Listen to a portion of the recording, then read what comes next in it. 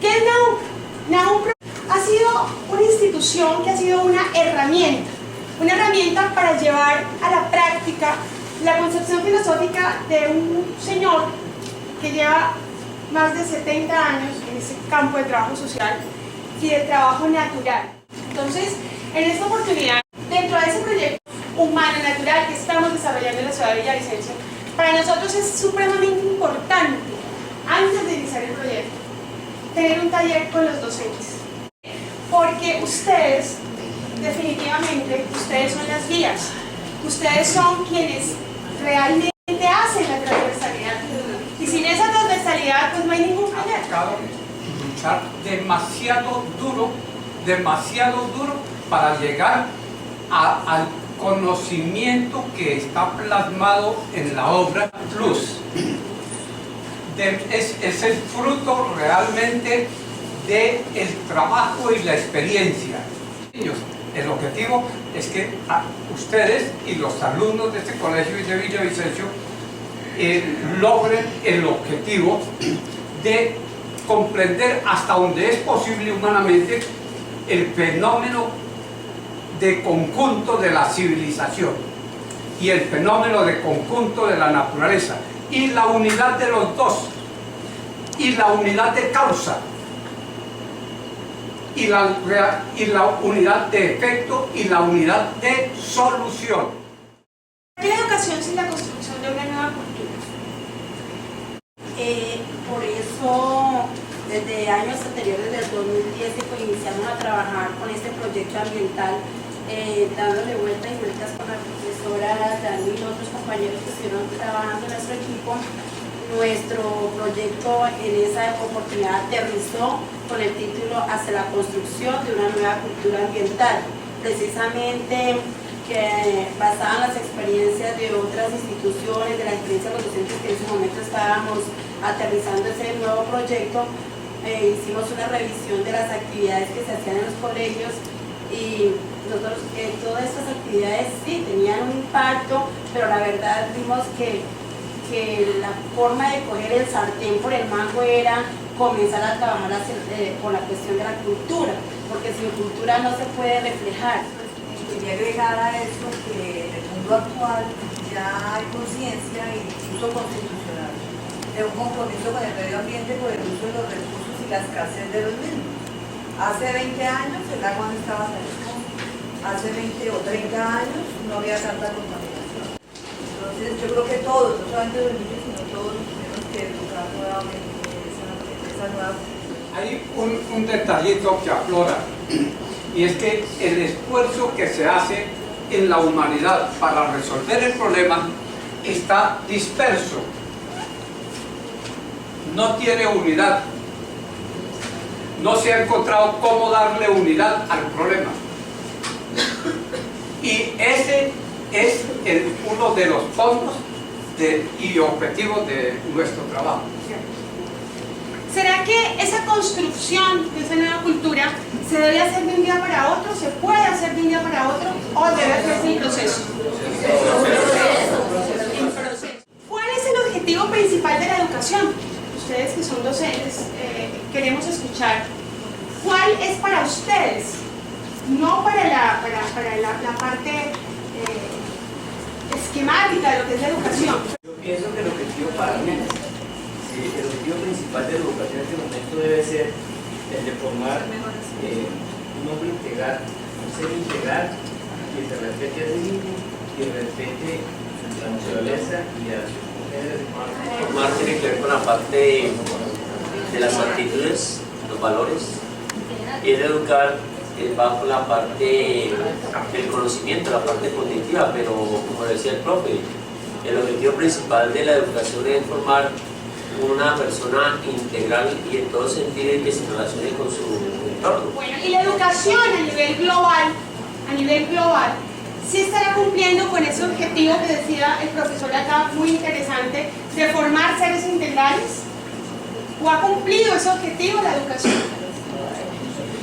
No, porque digamos que no hemos roto esos paradigmas tradicionales de que lo más importante es tener al estudiante ahí y meterle un poco de conocimiento. Hay que traspasar esa barrera y llegar a lo que realmente es la formación. No solamente la educación es en la escuela, ¿no? Y también tenemos otros factores externos que involucran esa parte del educar, y es la familia, la sociedad donde se desenvuelve el chico, la niña, y nosotros puede que hagamos ese papel y que tengamos nuestra estructura pedagógica, nuestra estructura profesional, eso, de educar, de formarlos, pero ¿qué hacer cuando esa educación choca con esos factores externos? Que de todas maneras pues se nos sale ya de Familiar ha desaparecido.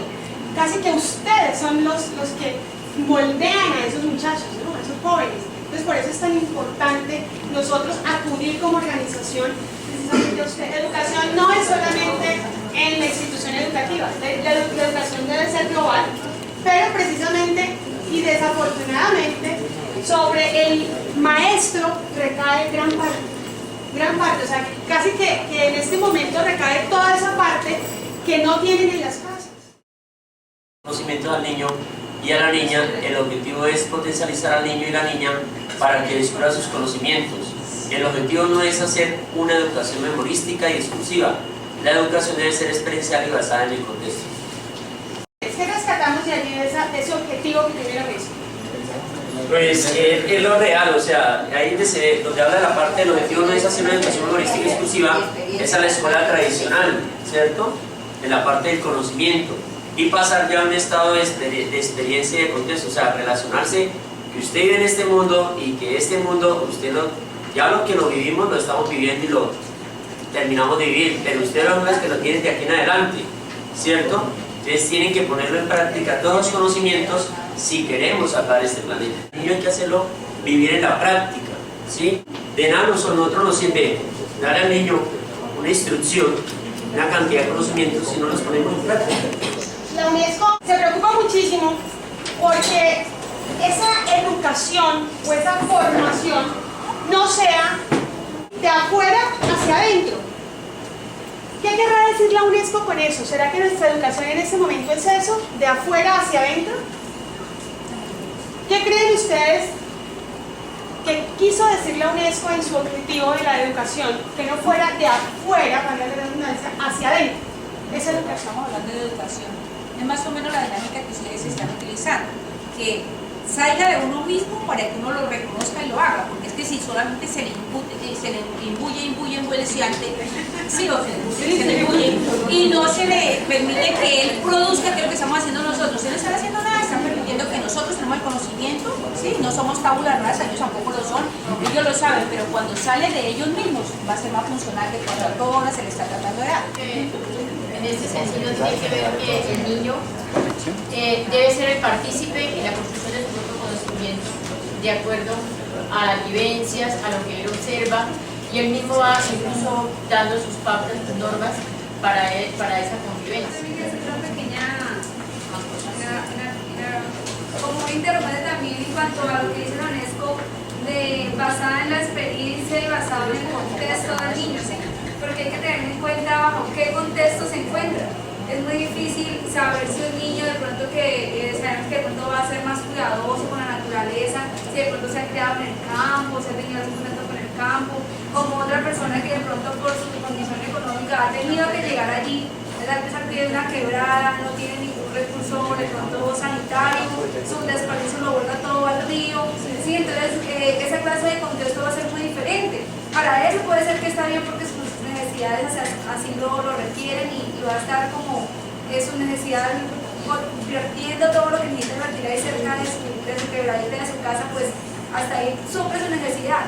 Pero otro niño que de pronto se puede tener esa facilidad de que tenga su producto en otro sitio, entonces no es tanto en ese contexto, sino tratar de trabajar en un contexto que realmente todos podamos estar inmersos. Como crear conciencia y que al niño le nazca hacer las cosas por convicción y no porque lo obliguen, sino que va a arrojar un papel y no, yo para qué hago esto si yo mismo sé que está mal hecho, no porque alguien le diga no venga recoge el papel, sino que no lo hago porque no está dentro de mí el hecho de hacerlo.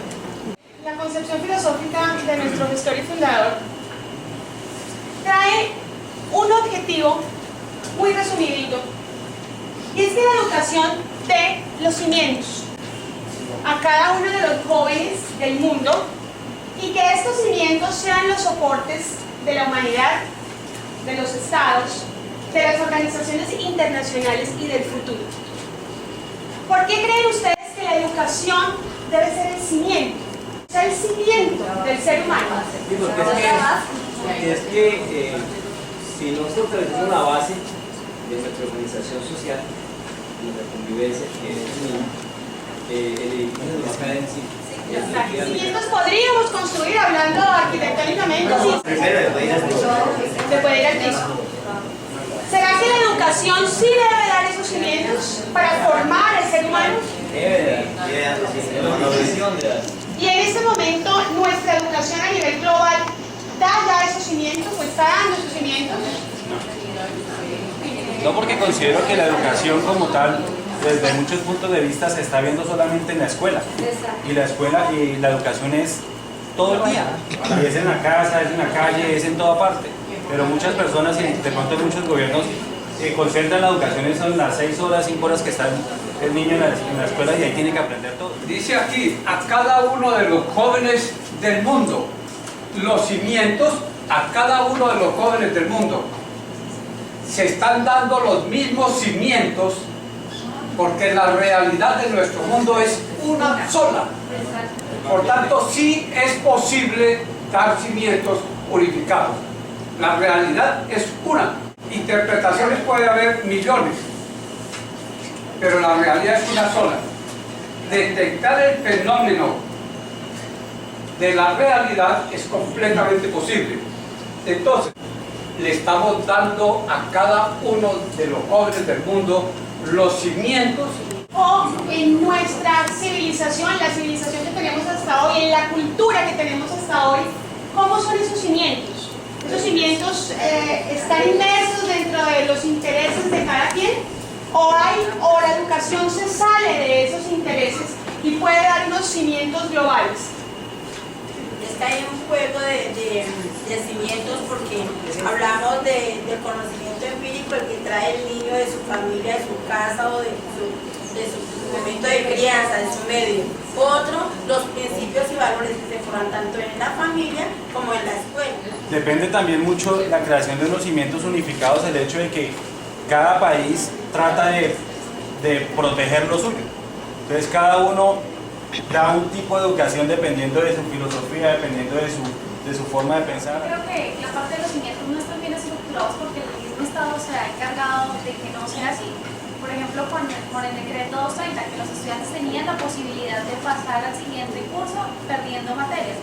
Entonces, el mismo Estado se ha encargado de que la educación no se centre en lo que debería. A ver, mire, yo aplaudo que los gobernantes todos los días tengan afán de hacer autopistas, ¿cierto? Para interconectar, mejorar la movilidad y todas estas cosas. Pero yo jamás escucho que en una ciudad como la nuestra se tenga planes de hacer una planta de tratamiento residual de aguas negras, por ejemplo. Orienta todo al río, a los caños, y por ningún lado se escucha que hagan lagunas de oxidación, plantas de tratamiento residual. Eso está quieto, no está muerto, no hay nada que hacer todavía en eso.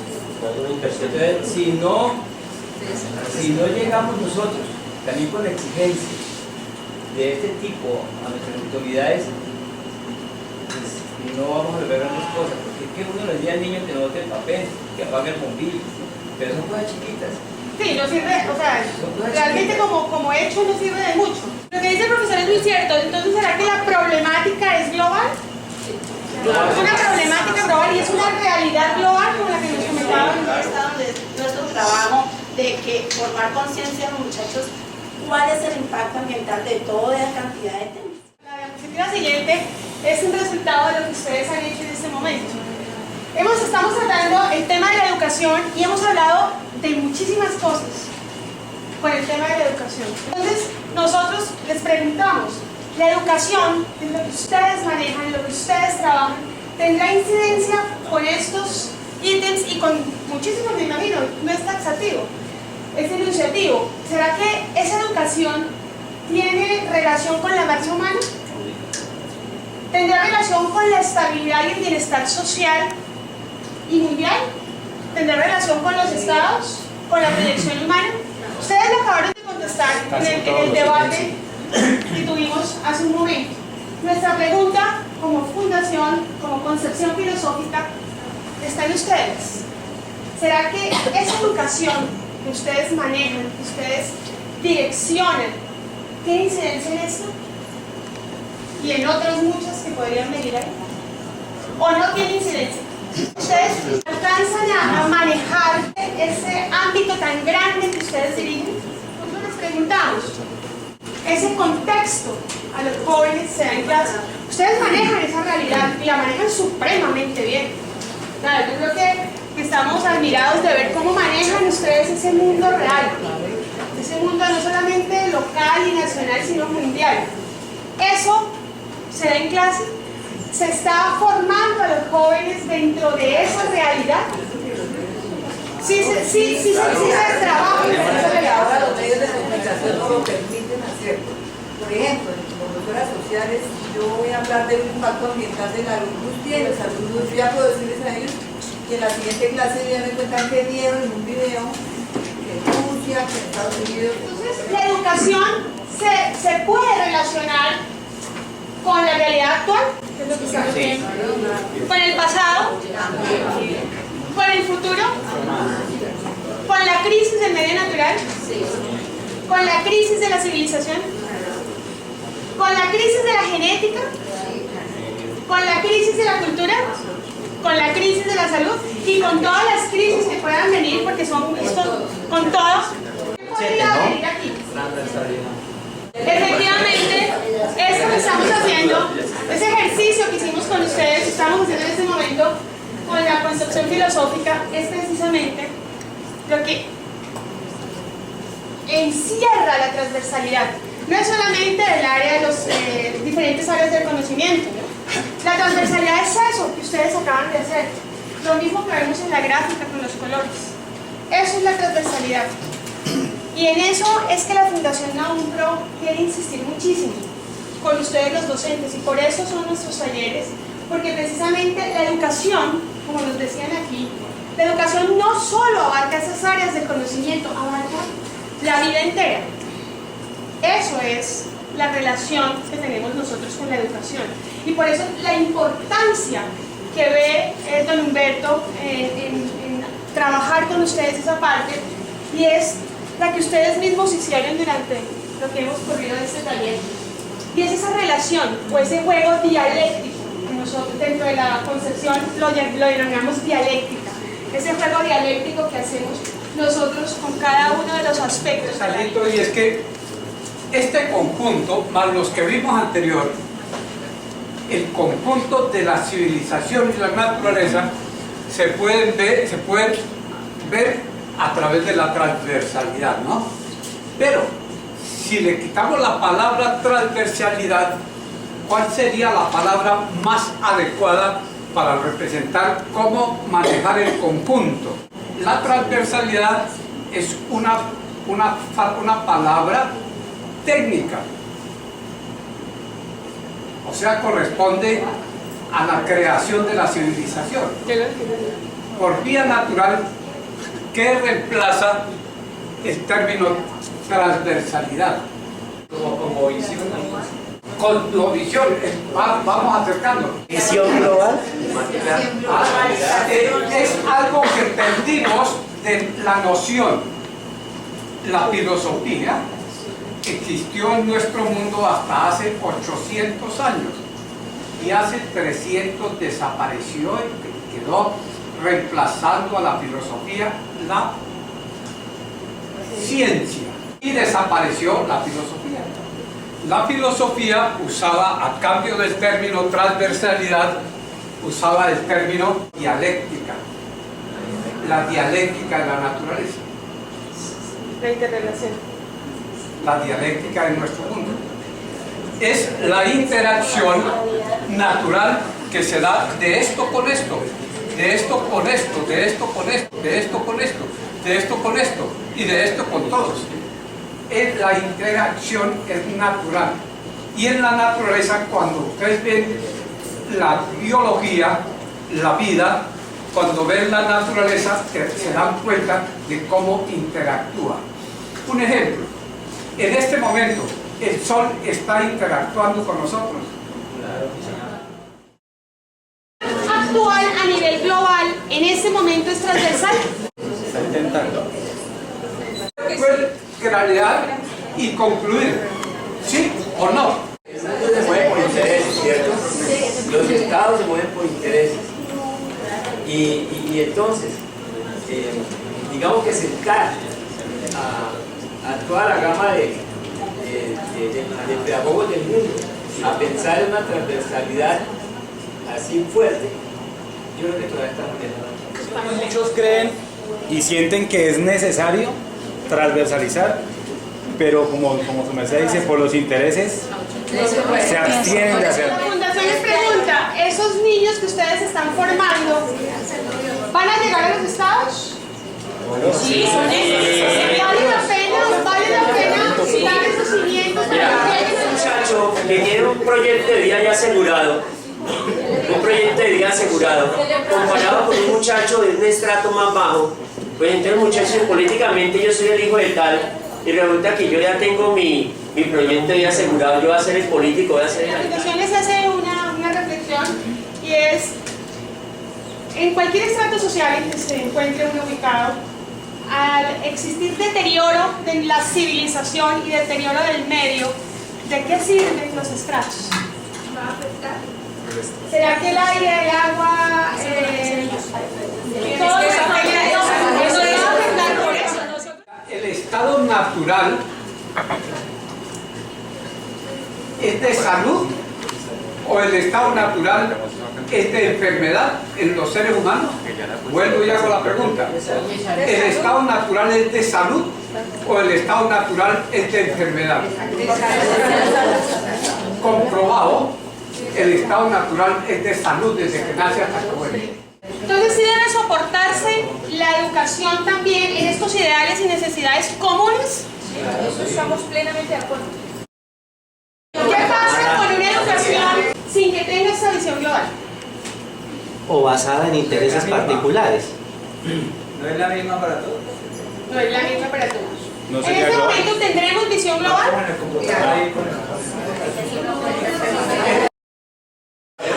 ¿Será un elemento estructural en la educación esta unidad global? ¿La unidad global será en reunirse en unos países y hablar? No. ¿Qué es unidad? Que todos seamos uno. los mismos intereses. El mismo criterio. O sea que en esas reuniones son reuniones a nivel global, pero jamás son unidad global. ¿Cierto? ¿Será que es importante que la educación tenga como elemento estructural esa relación directa del joven o del niño con la naturaleza, con la civilización, con la sociedad como fuente de conocimiento, o apartamos esos tres ítems como fuente de conocimiento? En este momento, ¿hacemos esa interrelación en la educación? De pronto nos hace falta más conciencia, porque todos los elementos deben estar interrelacionados para que exista realmente como esa parte de educación, porque están de una u otra manera todos inmersos en la profesión que estamos formando. Y la parte de conciencia sí es la que tenemos que estar apoyando más y recalcando, porque como que trata de alejarse de ella. ¿La educación debe anteponer la experiencia a la teoría? O primero la teoría y después la experiencia.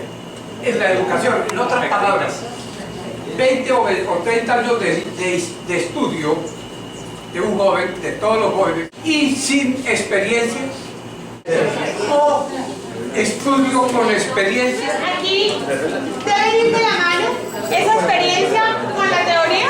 Es que dentro de la parte de la ciencia, la experiencia es lo que después nos da a formular las teorías. ¿Esa experiencia será observación, será investigación? Observación. ¿Proviene la teoría de la experiencia o no? Entonces, está claro que hay que darle al niño, dejarlo que juegue, dejarlo que se exprese, permitirlo, llevarlo a los escenarios para que se interrelacione con la naturaleza. Digamos que el siglo XX fue un siglo central para la humanidad. En Colombia fuimos de 5 millones a 45, por ejemplo. Eso ya implica una situación gravísima de manejo. Y todos los procesos sociales reales de este planeta arrancaban en el siglo XX. ¿Ya? Así fueron. Entonces, le dimos una relación muy fuerte a finales del siglo XX a lo científico y tecnológico y productivo, a estos elementos, y olvidamos lo cultural y filosófico. Mucho por esa parte de producción de más, y la parte cultural, esa conciencia, ese valor como que se perdió. Adaptar la vida, adaptarse uno, adaptar la humanidad al medio natural, es cultura.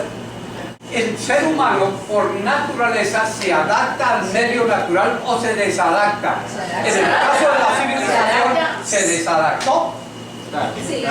Si se adapta a lo natural, existe, por ejemplo, los patógenos o desaparecen los patógenos. El ser humano se adaptó a lo natural, pero se olvidó de que la naturaleza vuelve y ocupa su lugar. Sí, entonces se desarrolló. La nueva generación perdió el asombro por la naturaleza, de buscar, de investigar, perdió ese asombro por algo que es maravilloso. Perdió la filosofía, dejó la filosofía. Vamos poco a poco descubriendo cosas comunes, conceptos comunes, a detectar que existe lo común, y que como existe lo común, como lo hemos empezado a detectar aquí, sí es posible llegar a la unidad. Más adelante lo constataremos. El último elemento estructural, el cual pues debe basarse la educación, debe tener como elemento estructural la educación, son los maestros filósofos. Son ustedes, pero como ustedes bien lo dicen, no solamente el maestro filósofo o el maestro es el que está las 6 horas con los chicos. Esta parte de maestro filósofo, tal como lo dice la obra de don Humberto, el maestro puede ser el padre de familia, o debe ser el padre de familia, debe ser el líder de la comunidad. No solamente debe recargar sobre ustedes, sobre las personas que han escogido esta digna profesión, sino que debe ser desde la casa. Ahí tenemos un problema, que no es desde la casa. Pero para nosotros, básicamente, la herramienta, la educación debe, como elemento estructural, debe tener este maestro filósofo. No un docente, sino un maestro filósofo. Y no maestro solo, sino maestro filósofo como lo que ustedes acabaron de hacer. ¿Qué es un maestro? ¿Cómo brota un maestro? ¿Cómo se hace un maestro? ¿Qué función natural tiene un maestro? Eso fue lo que ustedes hicieron ahora. Eso, lo que ustedes acabaron de hacer, esa transversalidad que ustedes acabaron de hacer en esta hora que llevamos un poquito, es lo que hace un maestro. ¿Cómo brota ese maestro? Esos son ustedes. ¿Qué es ser maestro? Ya reflexionamos una gotica. Quería que le dejáramos un instante a esto que es de tanta importancia. ¿Cómo brota un maestro?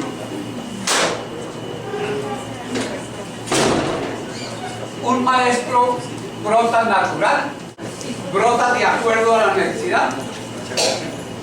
En este momento de la historia de la humanidad, en la etapa en que está la civilización, están siendo necesarios los verdaderos maestros y los maestros transversales. La obra más significante es 2 puntos.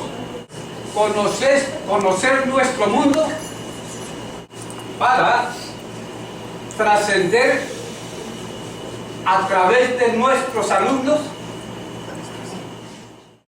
Los han dado ustedes. Cuentan con una genética, con una capacidad de acción, de trabajo, de proceso, tienen unos ideales comunes, sociales, globales, tienen aparte esos conocimientos científicos, tecnológicos, artísticos que ustedes transmiten a sus alumnos y manejan la transversalidad, hacen ese trabajo dialéctico. Eso son ustedes y es nuestro reconocimiento realmente para ustedes, maestros.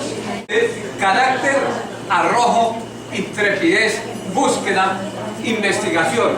Sin esos elementos se puede dar un paso, se puede preparar la tierra, se prepara la tierra sola o se necesita carácter, se necesita arrojo, se necesita intrepidez, se necesita búsqueda, se necesita investigación. Es exigente el ser un maestro. pero a deber es dignificante, es vivencial, garantizado. Capacidad de acción, ¿se requiere capacidad de acción? De trabajo, de proceso. Ideales no necesita tener un maestro. Ajá. ¿Sí? Vean que sí hay unidad. Sí es posible la unidad. Ustedes van a detectar poco a poco. ¿Los ideales son comunes o no? Claro. Para que se aflora la unidad. Son sociales los ideales. Impagritablemente. Son globales. Conocimientos científicos se necesitan. ¿Qué tal un maestro sin conocimiento científico? En el suelo, ¿no? Bueno. Tecnológicos.